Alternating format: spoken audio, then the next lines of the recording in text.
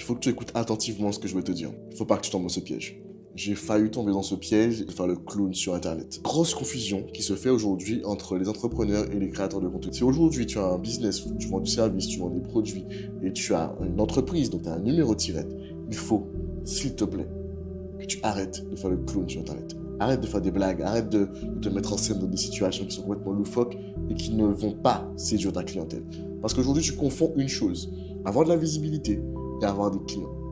Je sais que c'est compliqué, tu te dis oui, mais du coup, quand je fais le clown, ça marche plus que lorsque je vends mes produits. Parce qu'il ne faut pas que tu vendes tes produits, tout simplement. C'est bien plus subtil que ça. Si je peux te donner un conseil que j'ai moi-même appliqué, c'est d'arrêter en fait de nourrir l'algorithme, de nourrir Instagram sur des choses vides de sens. Alors c'est vrai qu'on a l'impression que ce qui fonctionne aujourd'hui, c'est le vide. Pourquoi moi, c'est pas que c'est le vide qui fonctionne, c'est simplement que ta communication n'est pas suffisamment adaptée à ton public cible.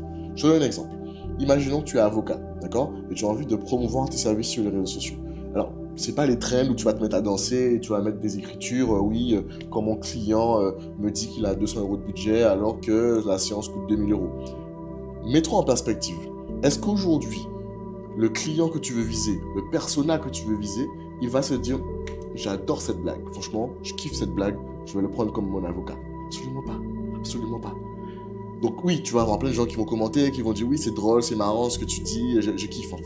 Mais est-ce que les personnes qui vont commenter, est-ce que les personnes qui vont adhérer à cette blague que tu viens de faire, à ce truc qui va te faire peut-être faire 1 million de vues, est-ce que ça va te ramener de la clientèle? Non.